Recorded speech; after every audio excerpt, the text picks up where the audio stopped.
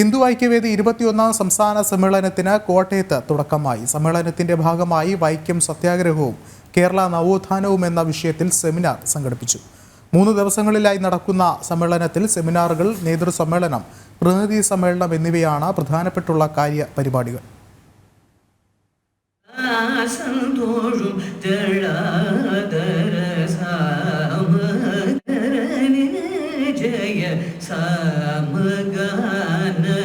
ഹിന്ദു ഐക്യവേദിയോടൊപ്പം വൈക്കം സത്യാഗ്രഹ ശതാബ്ദി ആഘോഷ സമിതിയും ചേർന്നായിരുന്നു സെമിനാർ സംഘടിപ്പിച്ചത്. ദർശന ഓഡിറ്റോറിയത്തിൽ നടന്ന സെമിനാർ പ്രജ്ഞാപ്രഭാവ് ദേശീയ സംയോജകൻ ജെ നന്ദകുമാർ ഉദ്ഘാടനം ചെയ്തു. ചരിത്രപ്രധാനമായ ഈ സെമിനാറിൽ പങ്കെടുത്ത് തന്റെ സാന്നിധ്യം കൊണ്ട് ഇതിന് ആഴവും പരപ്പും അർത്ഥഗരിമയും നൽകുന്ന ശ്രീമാൻ ഗംഗാധരൻ സർ ഈ സെമിനാർ ബഹുമാന്യനായ അണ്ണാമലയുടെ അസാന്നിധ്യത്തിൽ ഉദ്ഘാടനം ചെയ്തതായി അദ്ദേഹത്തിന് വേണ്ടി ഉദ്ഘാടനം ചെയ്തതായി പ്രഖ്യാപിച്ചുകൊണ്ട് ഞാൻ വാക്കുകൾ സമർപ്പിക്കുന്നു.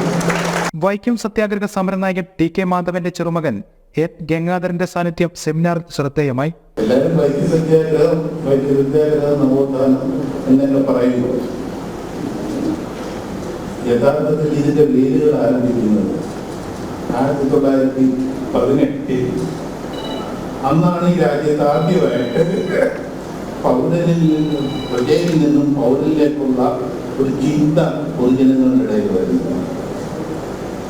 ഞാനൊരു പ്രജയല്ല, ഞാനിവിടുത്തെ ഈ രാജ്യത്തെ ഒരു പൗരനാണ് എന്നുള്ള ചിന്തയുടെ തുടക്കമായിരുന്നു ആ പൗരസൗഹൃദ പ്രശ്നം.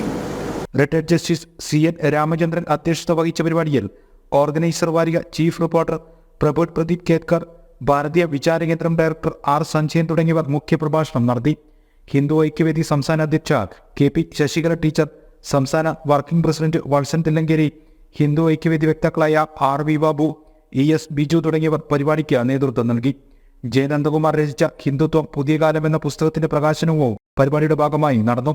സമ്മേളനത്തിന്റെ തുടർച്ചയായി വൈക്കത്ത് നാളെ നേതൃസമ്മേളനവും ഞായറാഴ്ച പ്രതിനിധി സമ്മേളനവും നടക്കും. ജനം, കോട്ടയം.